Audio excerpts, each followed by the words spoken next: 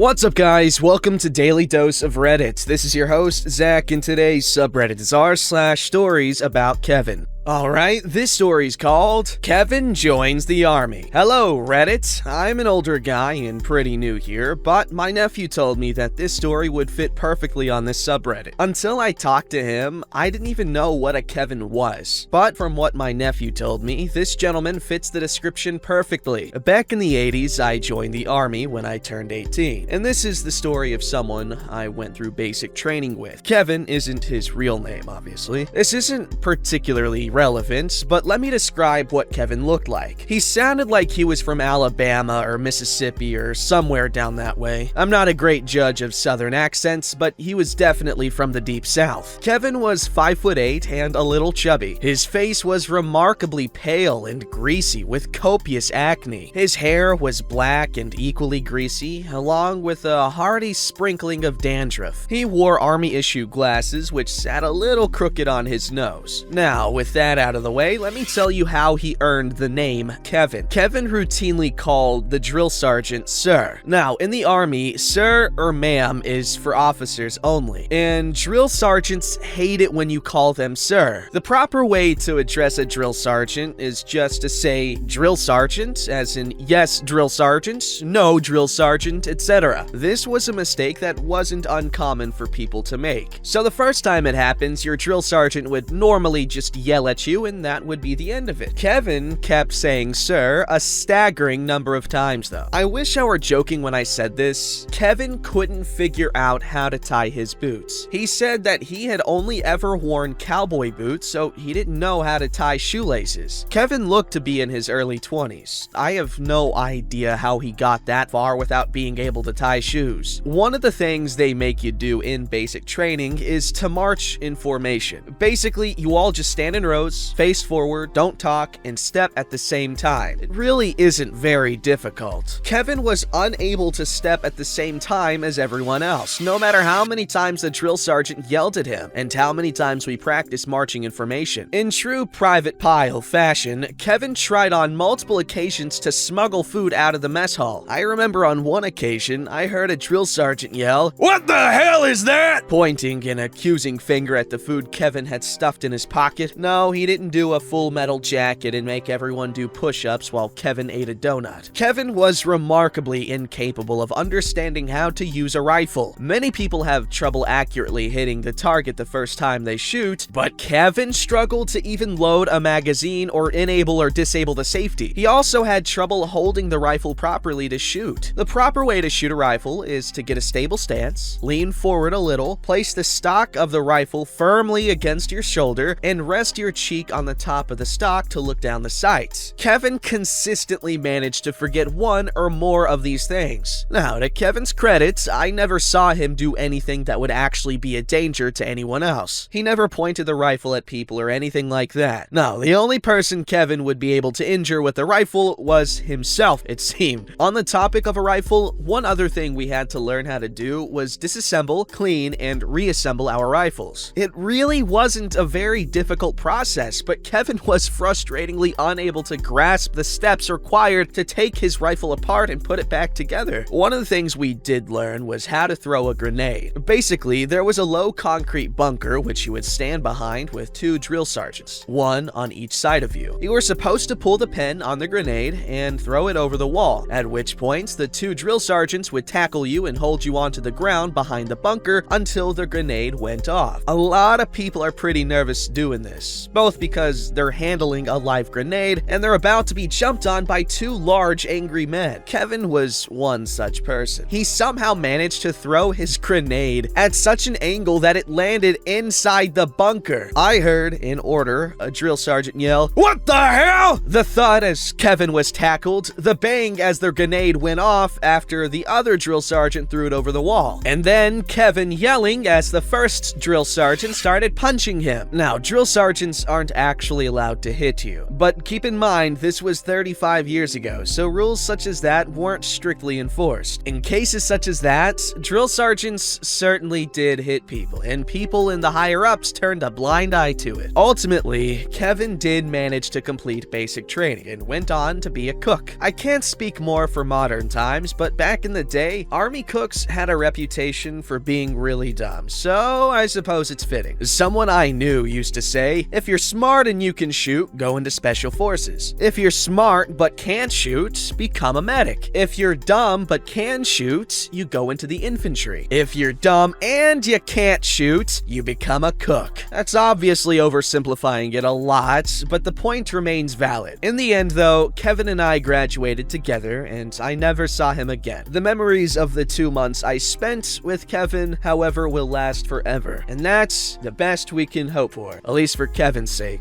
I'm kidding. I hope he managed to find a way to... I don't know. Alright, this story's called, This Kevin Thinks Having So Many Twisted Views Is So Funny and It's Annoying. Forgot this existed. This would be the best place to tell you about my Kevin. So, this is someone I met from parkour training, and every training session with him is so annoying because he just keeps talking so much crap. He's 16. I'll list his dumb beliefs in order of stupidity. His first one is, he believes tucking in a flip is harder than doing a layup and makes you move more slowly. Oh my god, what a freaking idiot!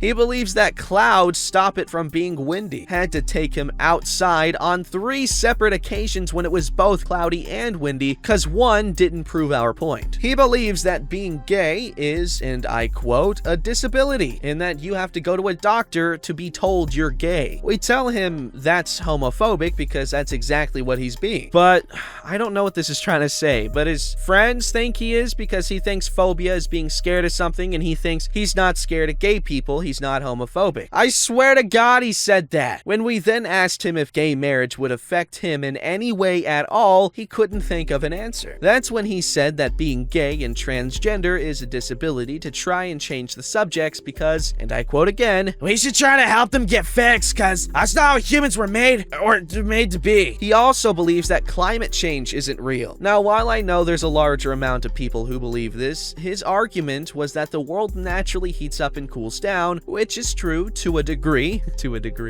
but he thinks humans don't add to the problem at all, and that we'd be better off by going back to nuclear energy because it's better, and that cars don't contribute to carbon dioxide emissions because trees take all the CO2 there is. Edit, to clarify, while I know that nuclear energy is better, he also thinks it's safer. He also doesn't quite fully grasp the danger of it, and also the disposal of the waste the plant would produce once it's turned on. He doesn't actually care about disposing the waste, instead it's not that big of a deal, might get someone with superpowers from it. Well, I'm thinking this was a joke. I'm not 100% sure with this guy. Okay, my friend, nuclear energy, as far as I know, is really safe nowadays. Alright, there are so many safeguards in place. Like what happened at Fukushima, it was a freak-ass accident, okay? While I don't remember exactly what went wrong with Fukushima, but I do know that like most, if not all, nuclear power plants nowadays have safeguards to prevent that from happening. So like that's one good thing that does come from a disaster, is prevention of other disasters. Then again, if that disaster never happened in the first place, we wouldn't really have to worry about it. Anyway, but in terms of power,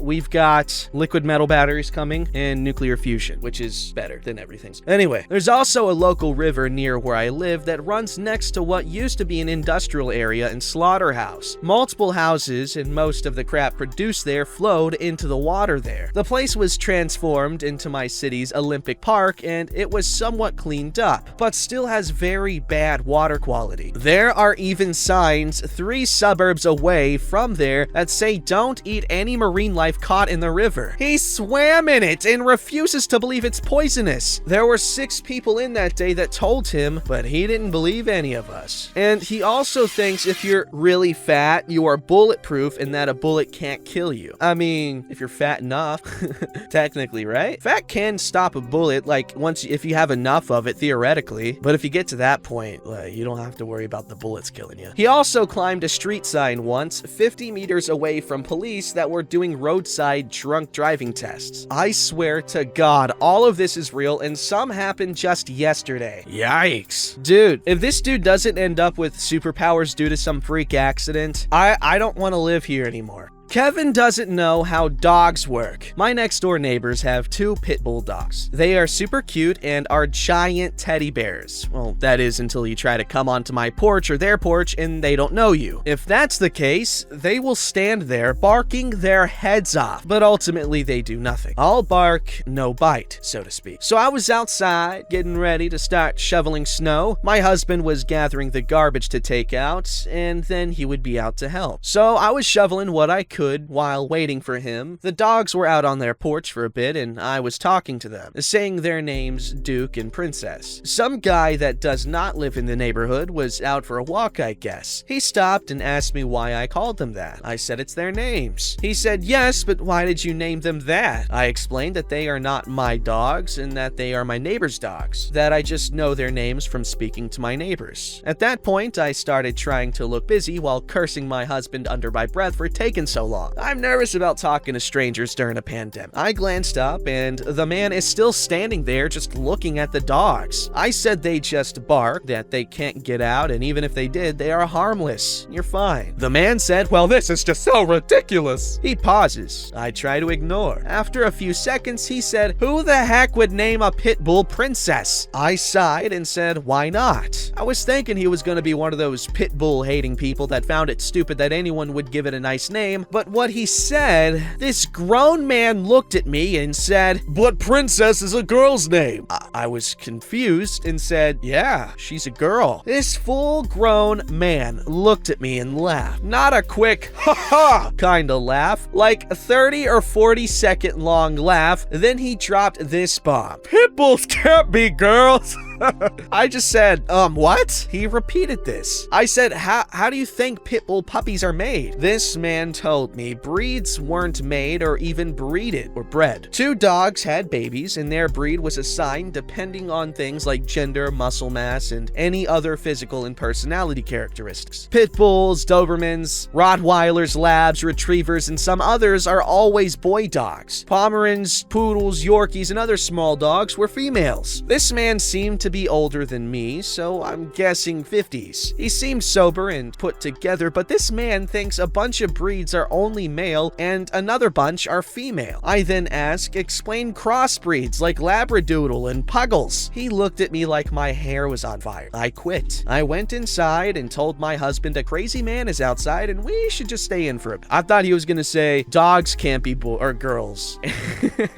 That'd have been funny. This is also kind of concerning. Alright, this story's called The Toilet Paper Wars, a party boy story. Hey guys, Happy New Year and all that jazz. I was recently reminded of this gem, and since I had a few requests for more of my Fort Hood stories, I figured I'd go ahead and share. Around 2008, my buddy Party Boy had a barracks roommate that was a bit of a pig. We're talking old food left out, dirty clothes, visible skid marks in the underwear if you catch my drift, left on the floor, and overall poor hygiene. Not the best living situation when you have to share a very cramped space, especially when the barracks in question should have been condemned. This particular pig man we'll just refer to as Chef Kevin due to being an army cook. As an army cook, he was probably the worst cook I'd ever seen. Poor slob couldn't even mix Kool-Aid right. Aside from Chef Kevin's lack of hygiene, a common point of contention between the two was toilet paper. For whatever reason, there was never enough toilet paper in their room. Imagine a full roll being used in one day and any spare rolls just randomly disappearing. Chef Kevin never contributed to the toilet paper fund and would always get confrontational when asked to pick some toilet paper up. He'd get especially daring if his girlfriend was present. Things became heated one night in the barracks as we see one of Chef Kevin's buddies leaving the shared room with a bundle of toilet paper under his arm. We stopped him and asked what was up, and he just said, Chef Kevin gave it to me. We took the toilet paper back and confronted Chef Kevin. With the backing of his girlfriend, Chef Kevin brazenly said he had every right to give out the toilet paper as it was communal, his reasoning being it was in their shared bathroom. The bickering continued for a while until Chef Kevin and his girlfriend left for the night. With that,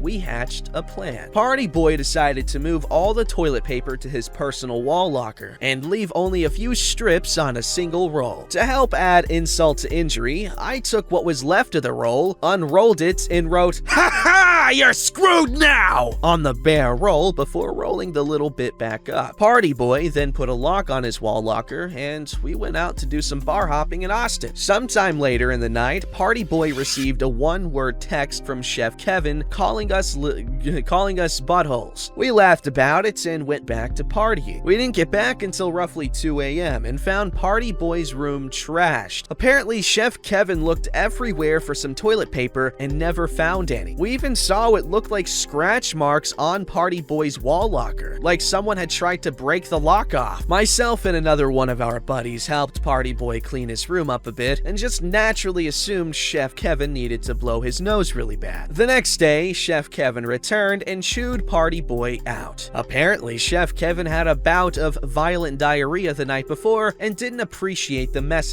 in the toilet paper. There were still issues between Party Boy and Chef Kevin, but luckily none were toilet paper related. Chef Kevin sounds like a horrible roommate, and glad that's over for Party Boy. Don't forget to like, subscribe, and hit that bell to never miss an episode.